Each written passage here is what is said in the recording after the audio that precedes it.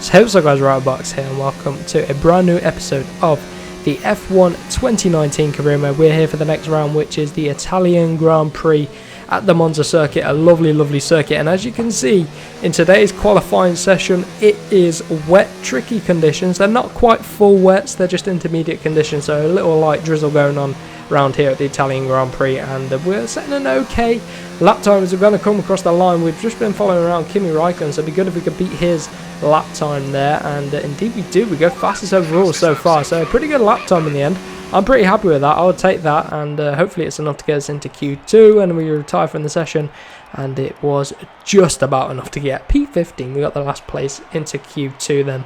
So in the qualifying 2 session, as you can see, it's now dry, so the rain has passed, and now we need to try and get up to speed pretty quickly. So we're just going to go out and end off this lap, our first lap on these soft tyres. What sort of lap time is going to be? It's going to be enough for P3, so it's a decent lap time. I mean, lots of people going quicker. So I skipped right to the end of the session. As you can see, no one's setting lap time, so I thought I was going to be straight free into qualifying 3. But in the end, lots of people right at the last minute set one low 122s. So yeah, it wasn't enough for us to get into Q3. So we're going to be starting from P14. So let's see how we get on. The Italians love their cars and they love their racing. And of course, they love it here at Monza.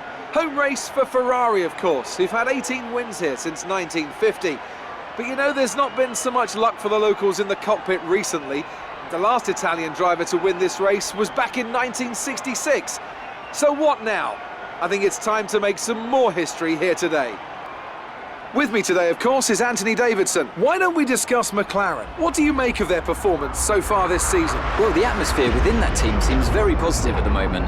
Everyone seems like they're in great spirits and having a lot of fun doing what they do, and that's definitely contributed to the performances we've seen. Let's run you through. Right then, as you can see, we are here for the Italian Grand Prix. I spoke a little bit earlier there than I had planned to. Spoke a little bit through that intro, so apologies for that. But anyway, we're here. The lights are about to go out. Just behind Sergio Perez in P14, and then Butler as well in the other Racing Point car. And as you can see, a load of wheel spin, and the acceleration just isn't what we want. I think we must have some slight wear or something on the ICE as we slam into the back away. But very lucky then not to take any damage to the front wing. So we go from 14th, and now we're dropping down into P19 right at the back of the grid. This is not what we want for the start of this Grand Prix. So we've gone backwards. It is dry conditions. I mean, we did have that first qualifying session which was wet, which got me a little bit worried for the race, but in the end it's all dry since qualifying 1. So now closing in on the back of the Toro Rosso, man. Send one up the inside if we can into the chicane, and we outmaneuver him there. Look at that on exit, forced him into a little mistake, and there we go, take the position from him. So up into P17, so it's now all about the comeback after that little poor start we had. What a shame that was for us, but anyway, hopefully we can get this McLaren up to speed quickly enough. I mean, it is getting there in terms of the engine. I think we're about 3rd fastest now with the engine, but I think we've got a lot of wear. I mean, as you can see in the bottom right, the ERS won't full up all the way. That's because the energy store is wearing. The ICE's also got a bit of wear on, so we're down on power here at Monza. I should have probably fixed it, but I'm trying to get away without not getting any penalties for changing the ICE, so I'll probably change it in practice for the next round. So hopefully that will give us a bit of a boost next episode. But for now, Giovinazzi is right behind us. He's starting to challenge us and close in. And look at us closing in on the back of Kubica. Almost lose their rear. Oh my god, that was crazy stuff. Massive slap of oversteer, and now we've got Giovinazzi all over the back of us on that Ferrari powered Alfa Romeo. So he's going to be quick in a straight line. Here he comes, trying it around the outside. I'm going to hold the inside, brake as late as we can just before the 50-meter board, round the final corner, hold it around this long right hander, power down as gradually and quickly as you can at the final corner, and to end lap number 3. Obviously DRS is active, so we're going to have to watch out for Giovinazzi now. Look at that arrow, look at him behind us, coming at us. I'm going to sit in the middle. He's going to still try up the inside. I'm going to hold it around the outside if I can. Look at him trying it up the inside. We're going to get the inside line for the next corner, and he's just stuck on the outside. Nothing he can do about that. We keep Giovinazzi at base, and now I'm desperately trying to hunt down Robert Kubica, and we're finally onto the back of him now on lap number 4, coming through the Lesmos and onto this back straight, pick up the DRS, and now we're hopefully going to challenge Kubica over the inside. He's got the DRS from his teammate George Russell, the next car up along, but I'm going to try and brake him up the inside. There we go, out brake and around the left-hander into P16. So now look at this pack of cars really holding each other up. This has given us a fantastic opportunity, as you can see, right from a little replay camera here. Nice TV camera angle, and up the inside of Daniel Ricciardo and George Russell. What a crazy run into the final corner up the inside, but Ricciardo's got over opinions on that, and he's coming straight back out. As you can see, the engine is massively overheating. This engine is not feeling good. It is feeling a little bit poorly. It's overheating, it's down on power, not what we want. As you can see, engineer is confirming that as Kubica comes back at us, Russell comes back at us, and also Ricciardo comes back at us. So we went up 3 positions and then fall back down immediately down the back straight. Just proves how much you need a good solid power unit around here. We have good performance now. It's just this particular one I've got is wearing, and now we're down on power. So can we get back at George Russell at the inside of the chicane? Yes, we can. Job done onto the back of Kubica. Hopefully we can get him through the first Lesmo. Oh, he comes off the inside. Not much we can do. So go around the outside. Come on, hold it around the outside. And oh my god, he shoved us into the gravel. Very aggressive racing from Kubica. Nice to see though. Let's just take a replay of that move as we come around the outside. We're trying to hold it desperately, but he just, very aggressive defending. Nice to see that from the AI, and we still keep George Russell at bay, so that's good. So, Kubica now, lining up, Magnussen up the road. You can see the engine's still hot. I'm trying desperately trying to cool it down. I should chuck a big cold bucket of water over it, but Magnussen has fallen behind Kubica, and now he's fallen into the grasp of ourselves, and we can find a way up the inside into turn number 1 through that chicane. A little bit shaky on the brakes there, swerving a little bit as it got a little bit uncontrollable there, and now trying to hunt down Ricciardo and Kubica. Basically we're following Kubica through the field if we can, but got a little bit of corner cut, so the stewards warned us about that.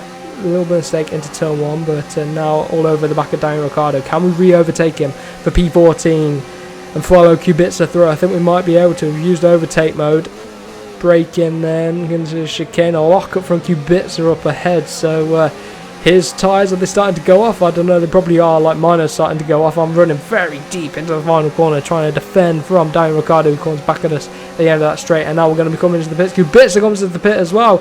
Oh, look at this, we go around the outside on brake on the entry into the pits. How on earth do we do that? He braked well early for the pit, so I just chuck it in, and we gained a position there. So that could be crucial come the end of this race. So can the McLaren boys get a good pit stop on the go? Good exit as well, don't get hard up. 2.1 second pit stop, so lovely stuff there. So into P16 we go, lap number 8 starting lap number 9. As you can see, loads of people in the pits now, so we're going to come out ahead of a bunch of people, past Perez as well, onto the back of Romain Grosjean in the house. We're going to be going side by side, are we, into turn number 1. Look at that. Oh, he tries to send us out wide, but I'm just sticking it up the inside. Come on, we're just trying to clamber past Grosjean while he's on cold tyres. We've got to use our nice hot optimum temperature tyres. He's coming back at us. We're down on power, as you can see.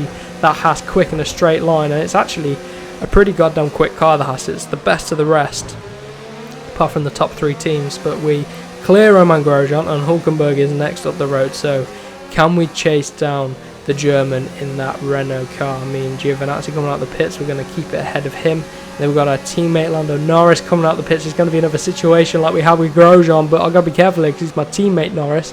Luckily we're not as close, we're all over the back of him though, so I am going to go for the overtake on this next little straight. It's not really straight, it curves all the way around. I don't know what it's called, I can't really remember, I should know the name of it. But anyway, we're picking up the DRS, a slipstream, and we've got overtake mode on, trying to find a way around the outside to become the inside, braking just before the 100 metre board into this chicane, and there's nothing Norris can do. We go straight up the inside, and now again we can try and hunt down Hulkenberg, who seems to be catching up to the back of, I want to say that's Devon Butler, but Devon Butler's cleared off, and as you can see now, Hulkenberg's cleared both Red Bulls, and Perez is coming at us at the chicane. We're having to defend now come the end of this Grand Prix. We defend from Perez for now, that very quick Racing Point car.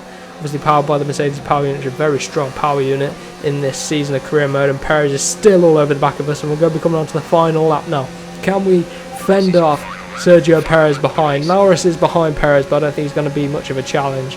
But Perez comes through, and we're going to have to try and get him back into the turn 1, late on the brakes if we can, around the outside, because he's all over the next corner, and we're done on Perez. We were very aggressive defending there. We had to be if we wanted to try and keep P9. I mean, we're only picking up a couple of points here, but the difference between 1 and 2 points could come costly come the end of the season. But Norris has passed Sergio Perez now as well, so have we gifted McLaren an extra point in the likes of Lando Norris? So now Gasly and Verstappen come the final corner, are battling, and they are struggling though. The Red Bull Honda car really struggling around here, and so perhaps the Honda power unit is starting to struggle and can't keep up with the top two, so Mercedes and Ferrari. So in the end, P9, decent result, good considering the power unit problems we had. Good to get some points on the board. Norris got a point as well, so 3 points in total for the McLaren team, so hopefully that'll help with the development.